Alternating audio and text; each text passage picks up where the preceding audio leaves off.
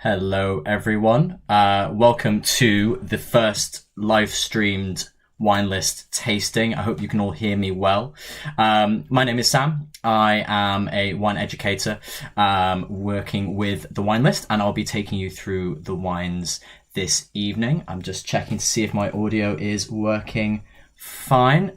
Think it is doing okay. So welcome, everyone. Joining me tonight. If you're new to the wine list, welcome to the wine list. Or if you've been a loyal customer since the beginning, and we've not been going that long, but if you've been with us since the beginning, welcome back. What we're going to be doing this evening is we're going to be trying our two wines for the October monthly case. They are the Fakin Malvazija.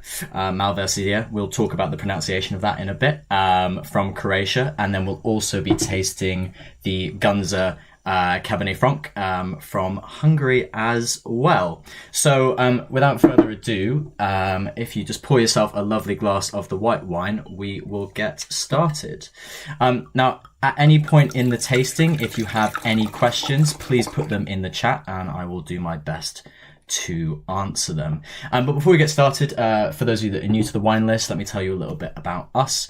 The wine list was founded to try and make learning about wine easier and more accessible to everyone. We found that there's a lot at the bottom of the market when you go into a supermarket, a lot of wines for very affordable prices, but often not the most interesting wines.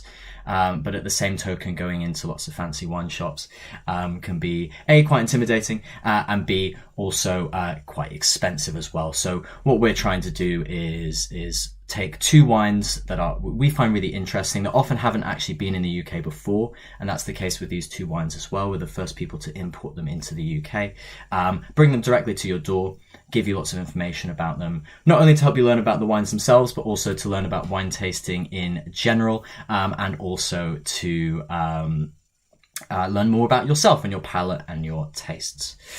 So without further ado, we're going to get started with the first wine. All that you need for this is your tasting card, which looks like this, and of course a nice glass of wine as well. And what I'm going to do is I'm going to talk through the tasting of the wine, do it along with me at home. But before I do that, I thought I'd tell you a little bit about the wine itself. So I'm going to transport you to the north of Croatia, where this wine is from. This is the Istria Peninsula, the Istrian Peninsula in the very north of Croatia. And I have to say, while I was doing my research for this and looking at photos, I got very, very sad that I couldn't be there at the moment. So this is actually the town. You can see the town on the hill there where this wine is made. Now, if you look at a little wee map here, this is where we are in the world. So we're on the east coast of the Adriatic Sea, and we're in that orange segment over there. That's the Istrian Peninsula. What you'll see there in the middle is Motovan. And Motovan was that town on the hill that you saw in the previous picture. Where this wine comes from. It's a really interesting part of the world. They've been making wine for thousands of years. Some of the areas have suffered quite a lot. Certain areas were ruled by the Ottoman Empire, which tore up its grapevines. Other areas ruled at different points by the Austro-Hungarians, and we'll talk a little bit more about them when we get onto Hungary. And then finally, large parts of this area also controlled by the Soviet Union from the 50s to the 90s. And it will not surprise you that, like all things, the Soviet Union really aimed for high production, lots of production, and pretty low quality. So up until quite recently, a lot of the wines made in this area have not been especially good, and the wine region has only just been recovering from decades of mismanagement.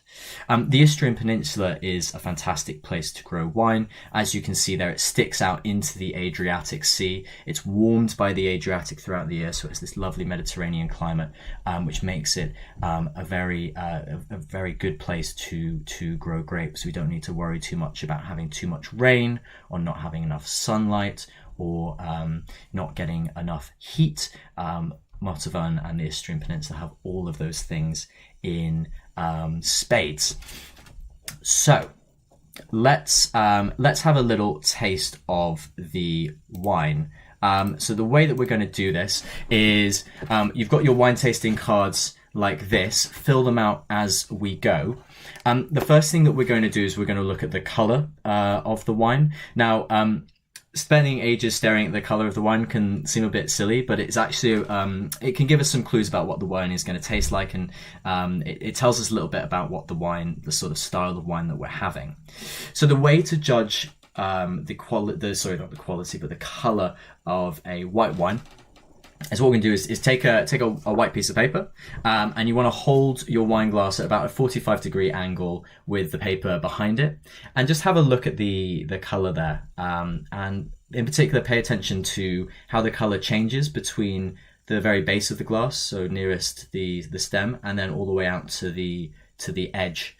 What you'll see is that the very edge of the wine, it's pale, it's as pale as water, and then the real color actually comes towards the kind of the bottom or the base of the glass. And the extent to which that color kind of travels up the wine tells us about its intensity. And what you'll see is actually that color fades quite quickly, and we have that really watery rim very early on. And we would kind of call that a light colored wine. And this can be a clue that the wine is young, or that the wine is going to be kind of on the lighter bodied side of things as well. So I would mark on your tasting sheets here, I would probably put light to describe the colour of the wine. The next thing we're going to do is we're going to smell the wine. And whenever you see wine people, sommeliers, whatever, tasting wine, they spend a lot of time swirling it and a lot of time sticking their nose in the glass. And there is a reason for this. So much of our sense of taste actually comes from smell. So we get a really good idea of the flavour of the wine by smelling it first and foremost. And swirling the wine is great as well, because what it does is it brings oxygen into the glass and helps all of those kind of less volatile aroma compounds come out of the glass and up into your nose so you can smell them. So what I would do is take a moment to smell the wine. And then give it a swirl and then smell again, and you'll notice the difference straight away. The smell is much more intense, and those kind of flavors that you might have noticed earlier are much more pronounced. You might also notice some new ones as well. What we're going to do is you'll have on your card these flavor wheels. And they'll say all sorts of things. They'll say things like citrus fruit, stone fruit, tropical fruit, green, floral, dried fruit, black, red, all of these kind of things. These are all flavors that you can find in wine, and it's what for me makes wine so exciting, that what is basically just fermented grape juice, let's be honest, it's just grapes, can have all of these different flavors. That being said, we all have different palates. We all have different kind of aroma memories. So things will smell slightly different to different people.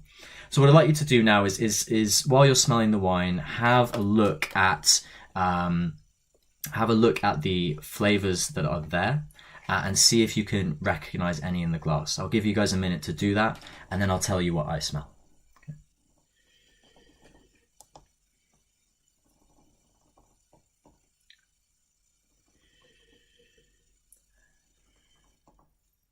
Okay.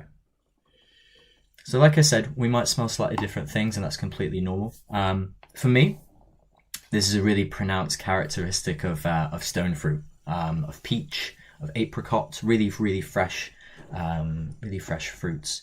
And a little bit of citrus as well, which I think is really lovely.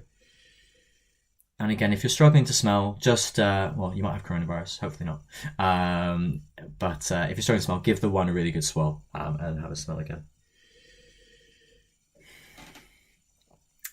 There's also something really notable to me, and it's like clementines. Like there's things you get in stockings at Christmas, like those Christmassy, that Christmas citrus fruit, I think is really, really coming through for me. If anyone smells anything that I haven't mentioned, please feel free to put it in the chat as well. We can talk about it there as well. I'm sure you guys will have smelled some things that I haven't. That's completely normal too. And there's also, if you look on the right-hand flavor wheel at the top at about 11 o'clock, there's something called mineral. And you'll hear lots of fancy people who talk about wine. They'll talk about minerality in wine, and it can seem a bit silly. But it's this almost this freshness that isn't a fruit flavor in a wine. That's how I describe it. If you know the way that it smells after it's been dry for ages and then it rains, that really like fresh, earthy smell, that's kind of minerality. And I think there's a little bit of this in that wine too. Before I go on, let me tell you a little bit more about where this wine comes from. So, like I said, we're on the Istrian Peninsula. There, it's absolutely beautiful, as you saw. Let's go to another photo of it here. It's a fantastic place to visit. Not only does it make amazing wine, it's renowned for producing some of the world's best olive oil. It was Motovan olive oil or Istrian olive oil was highly sought after as far back as Roman times for its quality, and it's also well known for its truffles as well. It's the only place outside of Italy where you can find the very rare white truffle. It is, if you like food and you like wine, this is the dream place to visit. And like I said, it's got this lovely Mediterranean climate, warm all year round. Let me tell you, actually, what we're going to do is we're going to continue to taste the wine, and then I'm going to tell you a little bit about the fellow that makes it as well in a second. So, hopefully by now you've had an opportunity to smell the wine and identify some flavors in the wine. If you look at the top of your tasting card, you've got the characteristics, and the characteristics are basically things that we'll be able to detect when we take sips of the wine. Now, of course, you smell the wine, you get lots of the flavor, but what we call the structure of the wine is what you get when you actually take a sip of it. So there's lots of different things on that card. The first thing we're going to do is we're going to look at acidity. So acidity is present in all wines. It's a really important component of a wine, and it's what gives a wine its freshness. So if you've ever made homemade lemonade, you'll know that the three ingredients of homemade lemonade are water, sugar, and lemon juice. And if you put too much sugar in and not enough lemon juice, it's going to taste really kind of fat and flabby and really sickly. And the more lemon juice you add, the kind of fresher it gets. And if you add too much lemon juice, you end up with a really sour wine, and that's because you're increasing the acidity. And acidity is also present in these wines.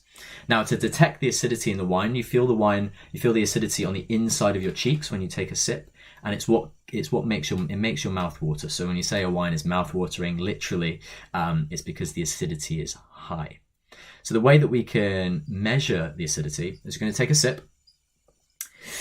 You're going to swallow the wine, and then what I want you all to do at home is open your mouths and look down and keep your mouth open. And the faster you need to close your mouth before you dribble on yourself, that is the higher the acidity. So we call this a dribble test, okay? I'm doing it on easy mode because it's a white wine. We're going to do it with the red wine later on as well. So this is a good practice run. So like I said, take a sip, swallow, open your mouth, and look forward, okay? So let's go.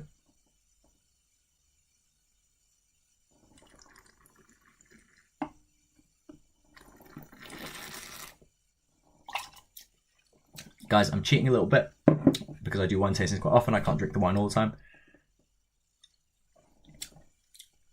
Now, I really hope everyone at home has not managed to dribble on themselves. It's certainly a little bit of a challenge because this wine is really, really fresh. And for me, it's really mouth-watering. So I definitely put that on the higher end of acidity. That said, everyone is some people are more sensitive to acidity, some people are less sensitive. But for me, that's definitely towards the higher end. Thanks, Lily. Getting the Clementine, I think, is just this way of describing it. If you smell something slightly different, if it's like on the cards there, we've got nectarine. I mean, pretty similar, right? In the grand scheme of things. Helen getting apple, pear, lime, nectarine, and steel. Yeah, that steeliness is like this minerality. So steel or whetstone. I think apple. Apple is fair, definitely fair as well. A little bit of pear, I think that's there too. Really good point. And that's why it's great to talk about wine while we're tasting it, because often someone will point something out to you that you've not realised, and then you'll smell it all of a sudden. So it's really great to discuss as you're tasting, as I'm sure you're doing at home. So acidity. Like I said, we do this by the dribble test. Of course, if you're in polite company at a restaurant or anything like that, you probably don't want to do that. But do pay attention to how much it makes your the inside of your cheeks kind of water, how much saliva it makes, because that is the acidity acting on your palate there and making the wine fresh. Right, the next thing we're going to do is sweetness. So when I've worked in a wine shop in the past, people come in and they always want a dry wine. And what we mean by dry when we're talking about wine is a wine with no sugar in it, or very little sugar, no detectable sugar. So we've got here between dry and sweet. Now, this can be a little bit confusing because we just smelt the wine and we were talking about all of the lovely fruit flavors, right? All of these sweet fruits, apples, pears, apricots, nectarines, all of these kind of things. But that doesn't necessarily tell us whether or not the wine is going to be sweet or dry. You can only detect sweetness on your tongue. So you're going to take a sip of wine and just pay attention to how it feels on your tongue, okay? Really think about whether or not you detect any sweetness, or if you are detecting something maybe fruity, is that just the flavor of the wine rather than the sugar that's in it? There is sugar in all wine, but for most white wines, it's actually not, you're not going to be able to tell that it's sweet. It's so low that it's not really detectable. So have a sip and see what you think.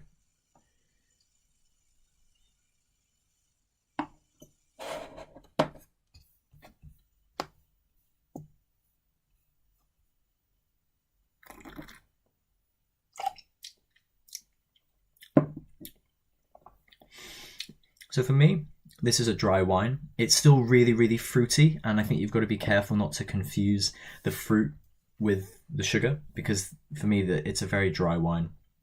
There's not very much sugar there at all, so I definitely rate this as a dry wine. It's on the drier side, but again, it's easier said than done because we've got all of those lovely fruit flavors as well. Right, let me tell you a little bit about the guy that actually makes this wine, because he's quite interesting.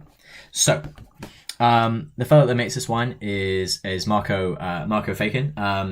Marco Fakin makes me feel slightly embarrassed because he's my age. He's 25, and he made this delicious wine that you see there. So he lives in Montauban, which is the town on that hill there, making this wine.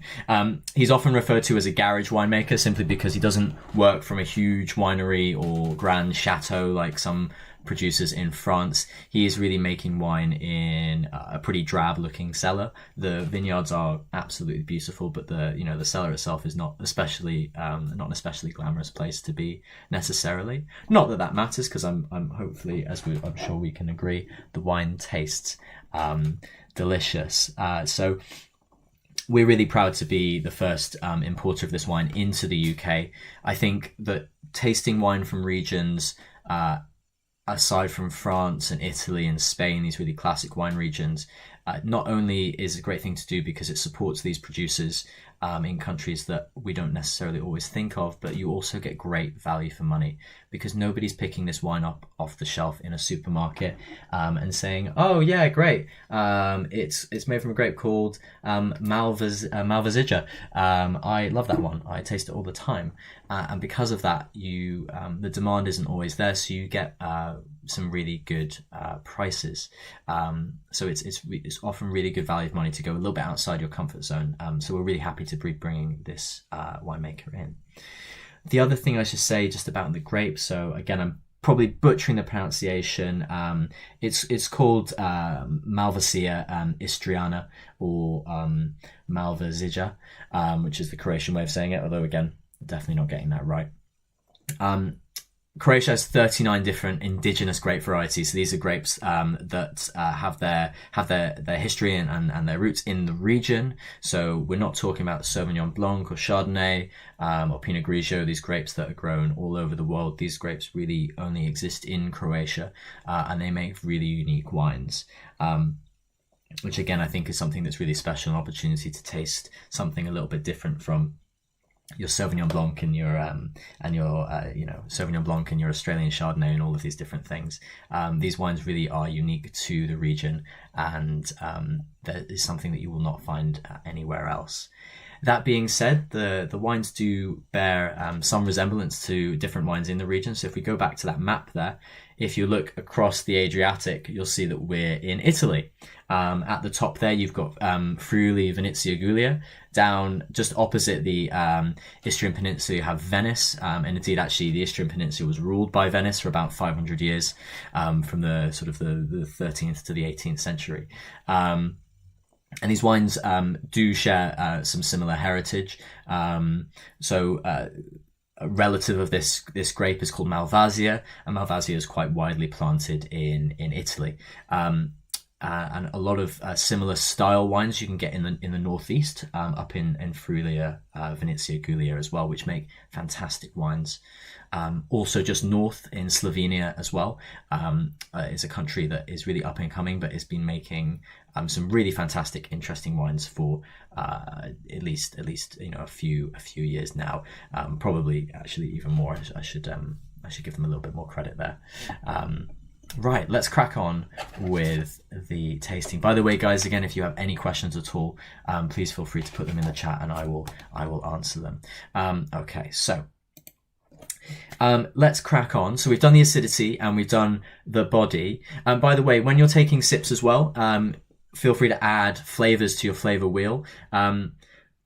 If you think about how the human anatomy works, remember you've got a passage from the back of your throat that goes up into your nasal cavity, which means that when you sip, you're also smelling at the same time. So you're also detecting flavor at the while you're sipping.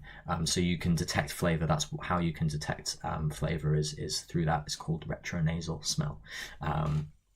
Now let's think about body. Now again, body is one of those terms that people kind of throw around and go light-bodied, full-bodied, medium-bodied. What it actually means, what it means concretely is it's basically describing how the wine feels in your mouth when you take a sip.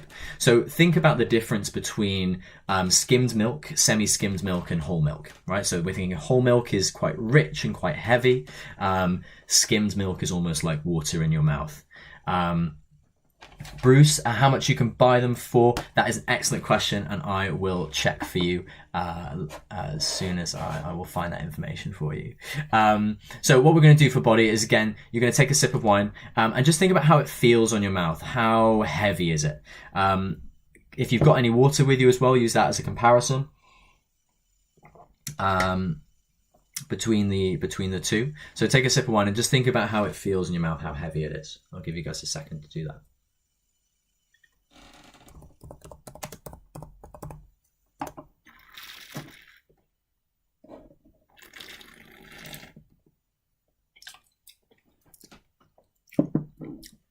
So the thing is that more like whole milk, or is it skimmed, or is it semi-skimmed?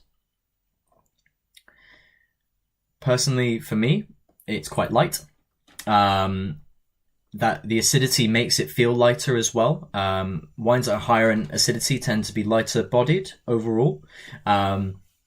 So for me, it's definitely toward the light-bodied end. There's this. It's not entirely as light as say water, for example, but it is definitely on the lighter end for sure. So lighter-bodied wines are great if you want something that's going to be refreshing. If you want something that maybe is not, you want to be able to drink it on its own. You don't have to drink it with food. That is a really that's something to keep in mind as well. Well, on the subject of food, like I said, the Istrian Peninsula is really well known for its food. This will be fantastic with seafood, definitely. So these lighter bodied styles of white wine that are super fresh, the reason they work well with seafood is it's quite delicate in flavor, and it's not going to overpower things like shellfish or whitefish at all. And that's why people often say you shouldn't have red wine with fish. It's not always true. There are lots of red wines you can have. But if you're having these more delicate styles like a shellfish, for example, you want a wine that's going to show off the best of the food that you're having. And also, it goes the other way as well. We don't want the seafood to overpower the aromas of the wine. So we've got to find a balance between the two. I think pasta as well, so that kind of those creamier pasta dishes would work really well with this as well. Maybe something with tomato, as long as it's not too like strongly flavored. That would be what I would have with this wine. Okay, so hopefully you've got an answer to body. I think it's on the kind of lighter end personally. The last thing we're going to do is look at the finish of the wine. And the finish of the wine is a really good way of determining a wine's quality. So the finish is basically how long the flavors of the wine hang around in your mouth after you've taken a sip of the wine. So again, take a sip of the wine, swallow it, and then just kind of time yourself. How long do those, whatever flavors you identified, how long do they stay around in the wine after you've taken a sip?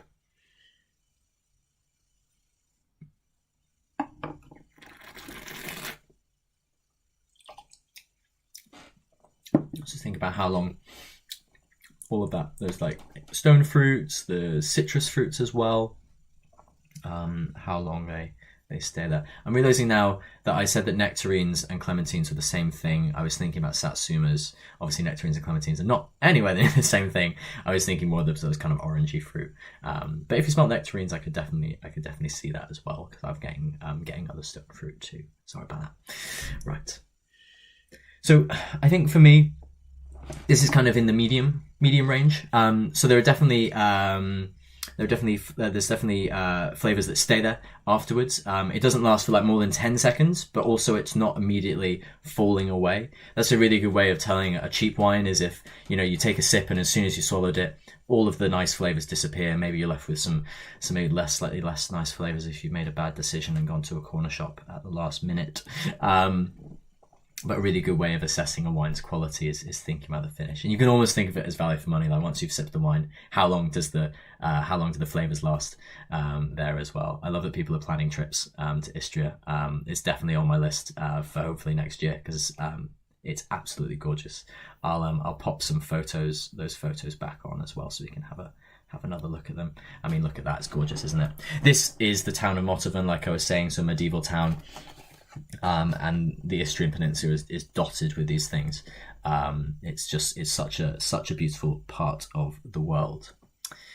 Okay, the last thing we're going to do is think about our conclusions about the wine. So we can talk about the quality level, and to do that, there are a few things to think about. So the first thing is to think about the balance of the wine. So is the wine are all of the different elements of the wine in balance? So is the acidity too high or too low? Is it too sweet or too dry? Maybe it's too heavy, right? It's too full-bodied, or it's really austere. It's too light-bodied. If a wine is out of balance, it's really not a good wine and not an enjoyable one. So just again, take your time, have another sip, and just think about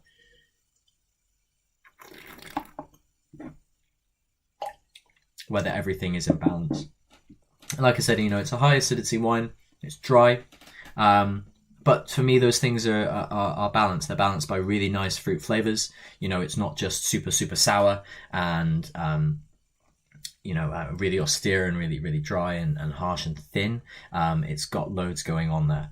The other thing we can think about again is the finish, what we talked about before, and the final thing is the flavor intensity. So how easy was it for you to identify different flavors in the wine? Sometimes I put my nose in a glass of wine and really struggle to name anything, and that's a sign that the wine is a little bit subdued and it's not giving you very much flavor, which is kind of a sign that the wine is maybe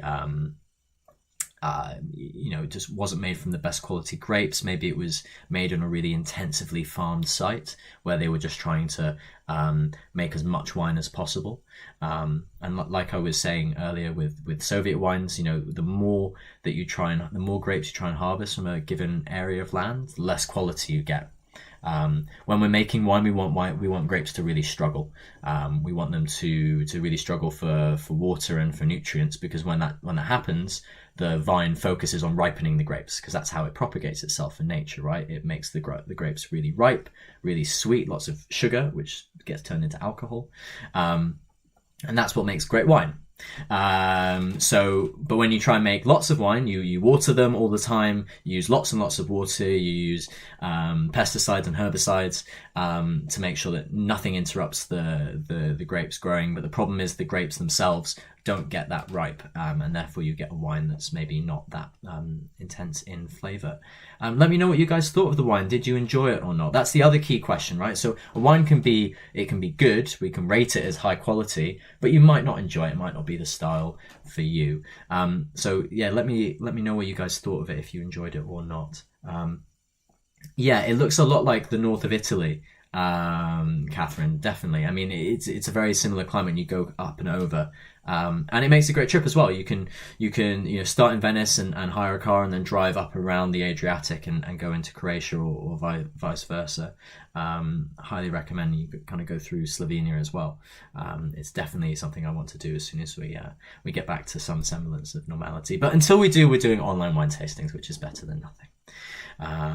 Okay, if there aren't any questions, we're going to move on to the next wine. So the next wine we're going to be trying, I'll give you guys a second to finish off any white wine that's hanging around in your glasses. We're going to move over to a little bit further northeast, up into Hungary. All right, yeah, great. That's fantastic. Yeah, prawns and spaghetti, that would be really, really good. And the other thing as well is when you have heavier meals, so if you have like a pasta dish, the freshness can kind of like cut through and refresh you as you go. So you have a heavy food with a light wine can be a really, really nice combination as well. I'm glad you guys are enjoying it. Like I said, it's a really unique wine. It's not something that's ever been in the UK before. So we're really happy that you guys are enjoying it. What about spicy prawn linguine? That's a great question, Bruce. So spice is a really interesting one. The problem with spice is that it can make wines taste drier than they are. So this is a dry wine already. If you had it with a particularly spicy dish, it would make it taste really, really sour. What we want to do is if you want to drink a white wine with a spicy dish, you want to find something with a little bit of sugar in it. And I know that we often associate sweet wines with or off-dry wines with slightly cheaper styles, but there are some really, really good high-quality off-dry wines out there. Try an off-dry Riesling, for example, or something a little bit fuller-bodied. That's going to kind of help your palate deal with the spice, and it's not going to allow it to be overpowered. Or something like Gewürztraminer or Pinot Gris. So Pinot Gris from Alsace. Those will all work really well with spicy dishes. Avoid really full-bodied red wines as well if you're having any spice, because they increase your perception of something called tannin. By the way, if you guys noticed on your cards here, there's a thing for tannin up there. Oh, tannin. Don't worry about that. It's not present in white wines, and we're going to talk about that in a second. Okay, so let's go on to the Günzer Cabernet Franc. Okay, and I'm going to show. So we're going to go up to Hungary. So this is where the second one comes from. Pour yourself a glass, guys. The Günzer Cabernet Franc. So Hungary is best known for a sweet wine called Tokai. Tokai is described as it was Louis XIV said it was the wine of kings and the king of wines. It was apparently often consumed on the marriage night of monarchs. Luckily, you can buy it today. It's a little bit expensive, but not too bad. The Russian Tsars loved it so much that they actually had Peter the Great and Catherine the Great both had garrisons of Cossacks based in Tokai in the northwest of Hungary. So up on the northwest, that orange area there.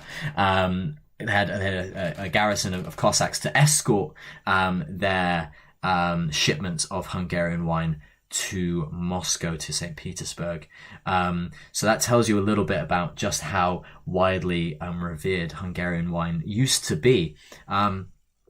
Like some of those areas down in the Balkans, Hungary was really, the wine industry was decimated under Soviet rule. Again, the Soviets focused on mass production at the cost of quality, which is certainly very sad. But the good news is the Hungarian wine industry has really recovered in the last 2 to 3 decades, and they're making some fantastic wines. So the wine that we're going to be trying tonight is from Winery. Winery, there in the south of Hungary, that pink area down there is Winery. Now, keep in mind, remember, we're in the northern hemisphere, so what happens when you go further south is it gets warmer, and Winery is the warmest area in Hungary, and warm areas tend to make more red wines. The grapes often require a little bit more ripeness to make a good wine than white wines, which can thrive a little bit in cooler climates. So what we're going to do is we're going to do exactly the same thing we did last time with the white wine. The thing. So we're going to start off with the color for the red wine, and again, the color is going to tell us a little bit about the style of wine. So the way to judge the color of a red wine is slightly different. So what you're going to do is you're going to hold the wine kind of like this, and you're going to hold it by the stem with your thumb and your forefinger. And what I want you to do, guys, is look down through the glass, through towards the stem and your fingers, and just see whether or not you're actually able to see your thumb and your forefinger or not. Do you know, I've actually underpoured, so I'm gonna, obviously the amount of wine you've poured in your glass is going to determine this a little bit. If you're up to the full up to the brim, then it's going to make it a little bit more difficult to do. Right, so again, just have a look down through and see whether or not you can see your thumb and your forefinger. Hopefully you can. Hopefully you've not filled your wine up to the brim. But it's actually relatively sort of translucent. I can see my fingers quite clearly when I look through the glass. And that's a little hint that we've maybe got a slightly lighter bodied red wine on our hands. If you think about comparing this to what if a Malbec might look like if you poured that in your glass and it's like inky black and you can't see through it at all. Whereas this wine actually is quite clear, and again, that's going to give us a little bit of a clue about how the wine might taste. This kind of tells us that maybe we've got a lighter or medium-bodied red wine rather than a medium or a full-bodied red wine. So yeah, I would put that as kind of light to medium in color on your tasting cards there. Right, same thing as before. So we're going to smell the wines, and again, when we smell the wine, it's going to give us a really good idea about the flavour. So stick your nose in the glass and think about the flavours on the flavour wheel there. They'll probably be different from the white wine, so we are looking more towards the red, the black, and the dried fruit. We tend not to see flavours like citrus and stone fruit flavours in red wines. We're thinking more about red and black fruit. And again, nice big swirl, especially if you just opened the wine, right? Because basically what happens is oxygen gets into the wine and it will start to degrade, right? If you leave this open for longer than a week, these wines are going to start to taste a little bit like vinegar. But in the very short term, what it does is that degradation releases all of the flavor, all of the aroma compounds. Does the glass make a difference? Yes, that's a really good question. A glass like this is perfect for pretty much any wine. They're designed. There's nothing that annoys me more when you go to a restaurant and they give you like tumblers, the little basically water glasses for wine. Wine glasses look like this for a few reasons. So they have a stem, right? The idea with the stem is that you keep your hands off the ball of the glass, and that's because we don't want to warm the wine up. The wine, we don't want to warm it up too much. We don't want it to warm it up too much because if it gets too warm, especially red wines, they taste kind of flabby. If you've got a white wine, it's nice and chilled. You don't want to warm it up. You want to keep it chilled so it can be more refreshing. So that's why it's got the stem. It's got this wide kind of ball area here, and that's to increase the surface area. So there's more oxygen coming into the wine and helping bring out those flavors. And then it's tapered towards the top, towards the rim of the glass. That's narrower, and that's to collect the flavors at your nose so it's easier to smell. As long as you've got a glass then that does those three things, it has a stem, has a wide ball, and a narrower narrower rim. That's all that you need. And beyond that, they have all sorts of different types of glasses, and it's just not necessary. I drink all of my wine out of this glass, and I think it's great. I really don't worry about it too much. Are some glasses maybe a little bit better for some wines than others? Probably, but will it make much difference? No. And I mean, you're going to break most of them anyway, or your housemates will, or your children will, or something like that. So why bother, right? I even serve sparkling wine in these. Sparkling wine is great in these glasses because for the same reasons, right? You get oxygen in and you bring out flavor. That's the key. Oxygen in, flavor out. That's what we want. So, what do we smell? For me, it's actually quite rich. It's actually quite a rich wine.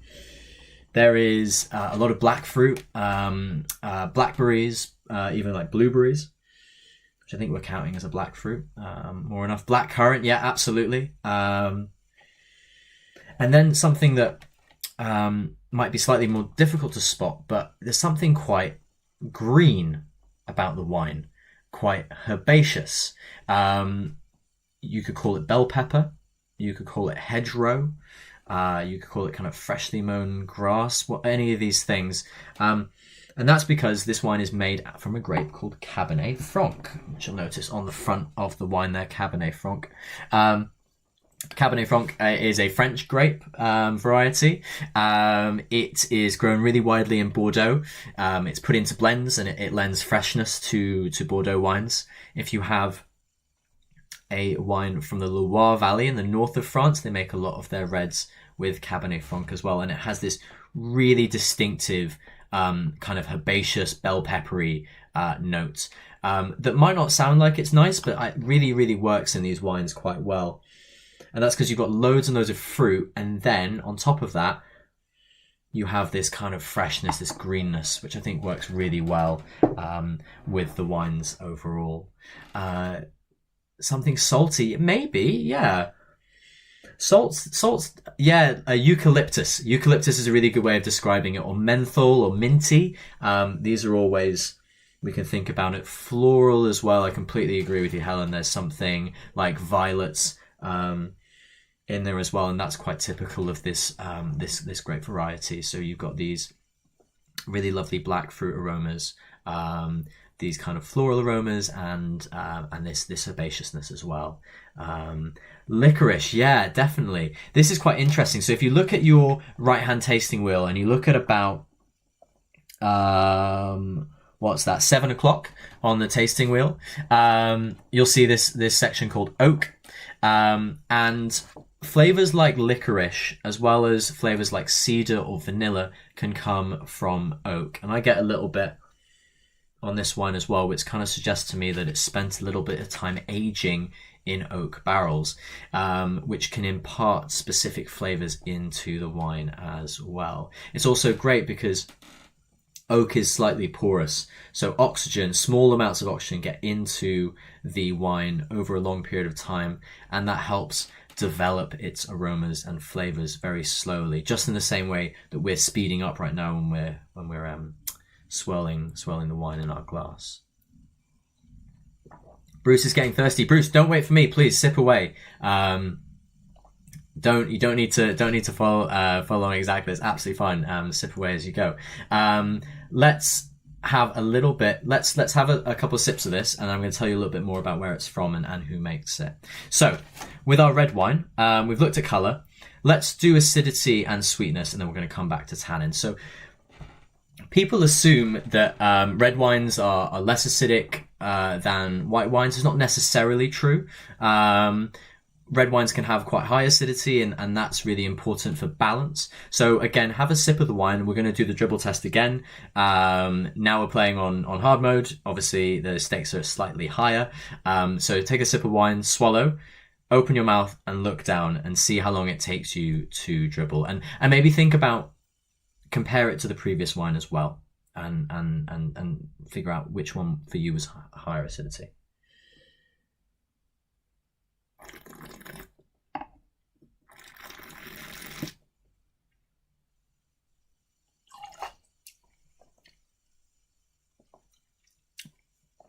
I just dribbled on myself.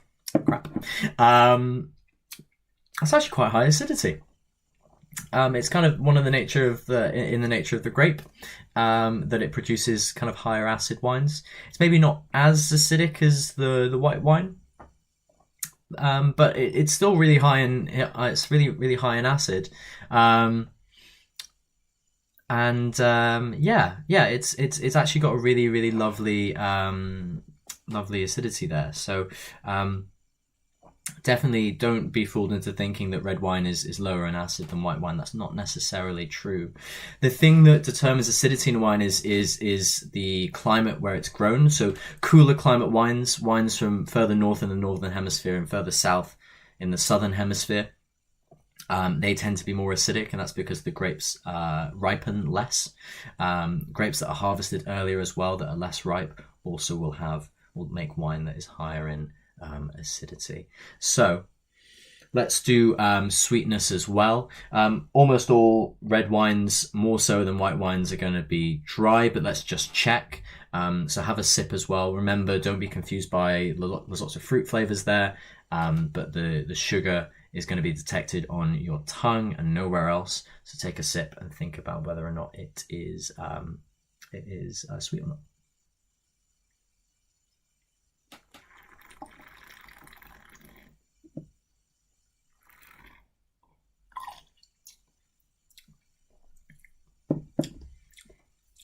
Just think about whether or not you get any sugar there. I don't personally. In fact, the guys at the Wine List have very helpfully told us that there is 1.2 grams of residual sugar for every litre of wine. You cannot taste that. The human threshold for registering that is we're not sensitive enough to register that tiny bit of sugar in there. Any wine with less than 17 grams is going to be considered dry. So this is very much a dry wine. There's no detectable sugar in that wine. Remember that all of the sugar from the grapes gets turned into alcohol during fermentation. So that's where all of the sugar goes. It disappears during the fermentation for most wines. For some wines, they deliberately stop the fermentation early to make it sweet, or they harvest grapes that they've increase the sugar levels in. There's all sorts of funny ways that they do that. They leave the grapes out to dry. In Tokai, so let's go back to our map here. To make a sweet wine in Tokai, what they do is they leave the grapes on the vine and they let them rot. And they let the grapes rot. They look disgusting, but all of the water evaporates from them, and that leaves this kind of syrupy juice that's really sweet. And when the wines are fermented, some sugar is left over, so that's why it makes the wines sweet. Let me tell you a little bit about where this wine is from. So it's from Winery, like we said, in the south, and this is the Günzer family. So there's dad on the right, the sister and brother there, and then the mum as well. So they're a family winemaker. You can see the vineyards in the background of this photo taken with the help of the judicious use of a selfie stick. You can see the wines there in the background. Look at how sloped the vineyards are. Slopes are really important for making high quality wine, because like I said earlier, we want the wines to struggle. We want the vines to struggle a little bit.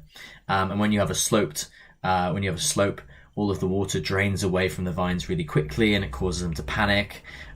So they focus on ripening the grapes rather than growing out their canopy. And that means that we get more concentration, we get riper grapes, more concentration of flavors in the wines themselves. This producer, their wines actually come from this vineyard. So this is the actual vineyard where the wine that you're drinking comes from. It's called Jammertal. Jammertal is the name of this particular vineyard. And again, you've got those really lovely slopes there. The other thing that slopes do is they expose the vines to more sunlight. And as we all know from our GCSE biology, the plants, the vines, they take in sunlight, they photosynthesize to produce glucose, that sugar, and that goes to ripening the grapes. So the more sunlight, the better. And these slopes help maximize that sunlight as well. I said I'd talk a little bit more about the history of this area, because it is fantastic. It's been fought over for centuries.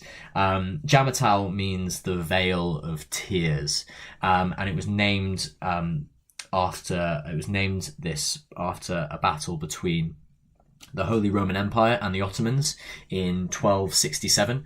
The Ottomans were crushed, and it was said that you could hear the sound of Turks wailing for days after the battle took place, so it became known as the Vale of Tears. So that's fun, but we'll try not to think about all of the battles that took place. We'll try and focus on the delicious wine. Okay. How is everyone finding the wine so far? Are we enjoying the wine? Is Cabernet Franc new to you? Is it something you've tasted before, maybe from a different area? If you've tasted Hungarian Cabernet Franc, though, I mean, that is very well done. You're clearly a well-travelled wine drinker. Let's crack on with trying. Let's talk about tannin. So, what is tannin? Tannin is present in all red wines to a certain extent. It's a natural chemical compound that comes from the skin of the grapes. Now, the reason that red wine is red and white wine isn't is because when you make the wine, firstly you make it from black grapes. So when we make this wine, the grapes you make it from are black. And when we ferment the wine, we keep the grape skins in the big vat that we're doing the fermenting in. And as the wine ferments, it extracts the color from the skin of the grapes. Okay. And the other thing that it does is it extracts tannin. So this is why it's a good idea to look at the color of the wine, because some grape varieties have thicker skins that give the wine more color and more tannin. So it can be a clue about how tannic the wine is going to be. In terms of how tannin tastes, tannin is this astringent, drying flavor in your mouth. Tannins are present in lots of other things, not just in wine, in dark chocolate, in tea. If you've ever left a tea bag in for longer than you kind of meant to, and then you take a sip of tea and it's really, really astringent in your mouth, that is tannin acting there. So red wine is exactly the same.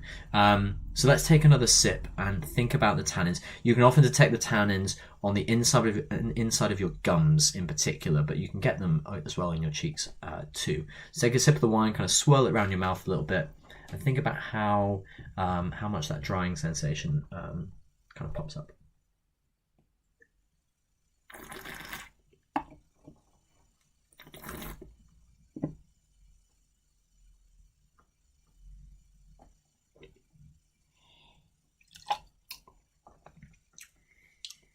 I should say as well, some people are more sensitive to tannin than other people as well. And that's the reason why, some people like dark chocolate and other people don't. For me, that's a kind of a medium tannin. We're kind of right in the middle. For some people it might be slightly higher, but for me it's definitely in the middle. That astringency is there, but it's not overpowering. The tannins are what we would call quite smooth. That's partially a function of the warmth of the area that this wine is grown in, right? When grapes are grown in hotter areas, when they become riper, the tannins that they tend to develop tend to be smoother. There was a question there from Lily about how this compares to a French Cabernet Franc, and that's a great question. So if we compare this to a Cabernet Franc from the Loire Valley, so the Loire right in the north of France, it's much cooler there. So that will do a few things. It's going to change the body. It's going to change the tannin of the wine. It's going to be that French Cabernet Franc is going to be we call it quite grippy, quite astringent in terms of tannin. And the other thing it's going to do is it's going to change the flavor as well. So Cabernet Franc from the Loire Valley often has more red fruit flavors, so things like raspberry and strawberry, whereas this has more kind of black fruit flavors. To me personally, I get more kind of blueberry and blackberry and blackcurrant. So that is a little bit of the difference as well. And then in Bordeaux, like I said, it's used in Bordeaux quite a lot. Generally blended though with Merlot or with Cabernet Sauvignon. And Cabernet Franc tends to be the kind of minor partner. So you don't really taste the Cabernet Franc too much. It's kind of there just to provide freshness. You don't really notice it. Helen, do you know how long it was oaked for and where the oak was from? That's a great question, actually. I'm not entirely sure. It was probably, so it's probably old oak. You get new oak, so there's oak barrels that have just been made, and you get old oak, which has been used to make wine before. And the reason for that is that the oak flavors are quite subtle. So new oak gives a lot more flavor to the wine than old oak. And this has some oak flavors, but they're more subtle. So I would suspect that these are slightly older oak barrels. I don't know how long it was oaked for though. Although let's have a look at the vintage, 2016. So it might have spent a fair amount of time in the barrel. By the way, on the flavour, and I think this has just started to peak out for me as well, there are some kind of more savoury kind of elements. So for me, it's something like a little bit of tobacco and kind of like dried leaves. And this is evidence of bottle age. So the wine is from 2016, which is crazy to think is actually a whole 4 years ago, almost 5 years ago now. So that what happens is, again, over time, we've got a cork in the wine. Small amounts of oxygen are going to enter the wine over time, and the flavors will change. So you'll get these what we call tertiary flavors. So it's a bit of flavor complexity coming out in the wines, and what that does is it makes the wine a little bit more complex. It's really enjoyable. Not everybody loves older red wines, and there's also an assumption that if you just age any old red wine, it will get better. That's definitely not true.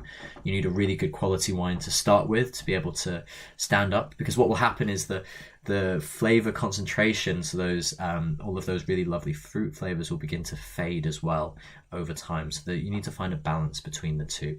But I think this one strikes that balance really well. Food pairings, that's a really interesting question. I think this will go well with most meat dishes.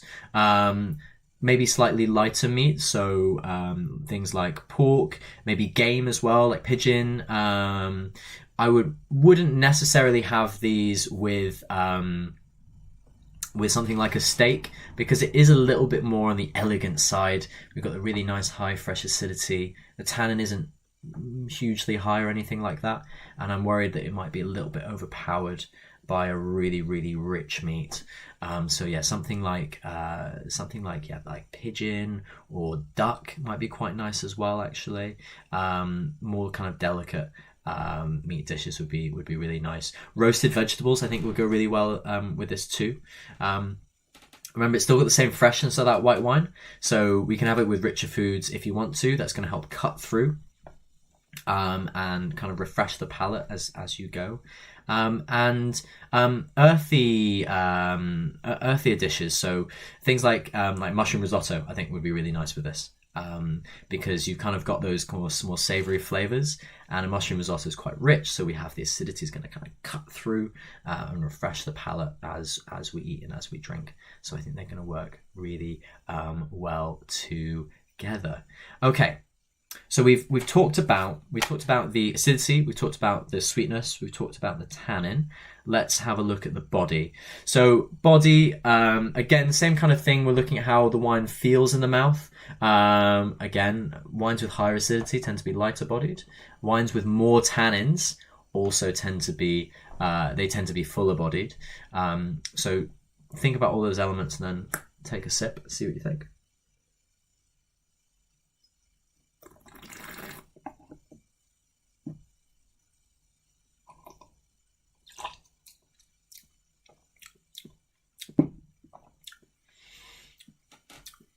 So for me, like the tannins are kind of medium, and the acidity is quite high, and that would put this in the kind of the lighter bodied area, but there's really loads of flavor intensity too. So I think this is smack bang in the middle. It's a medium bodied wine. Really lovely freshness. It's not too heavy. For me personally, I could drink this on its own if I wanted to, and I do because it's really nice. And I wouldn't have to have it with food if I didn't want to. But again, that's a decision that's going to be different for different people as well. But I definitely put this in the middle.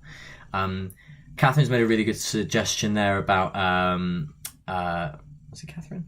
No, it was Helen. Sorry, about having this with halloumi. Halloumi is great with really any wine actually, and because of the saltiness. So salt is a fantastic wine friend. What saltiness does is it reduces your perception of the acidity, and it enhances your perception of flavor, and that's why you use salt in food, right? Because it enhances all of the other flavors that are there, and wine is no different. So salt and wine are friends, and it will enhance any wine. But yeah, this with halloumi would be really nice as well, I think. And halloumi's got quite a strong flavor to it too, especially if you grill it. So a red wine is going to go really, really well with that as well. So yeah, really, really fun wine. The last thing we're going to do is we're going to look at the finish of the wine. Same thing as before. So have a sip and just think about how long those kind of black fruit flavors, the slightly oakier flavors, the those kind of tertiary complexity, those complex flavors linger in the mouth. Okay.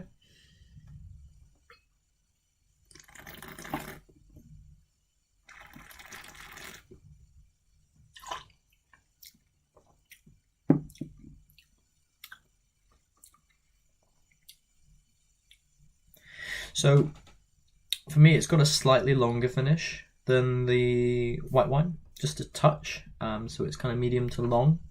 Maybe not still super long, but medium to long. And that's another kind of sign of its quality for sure.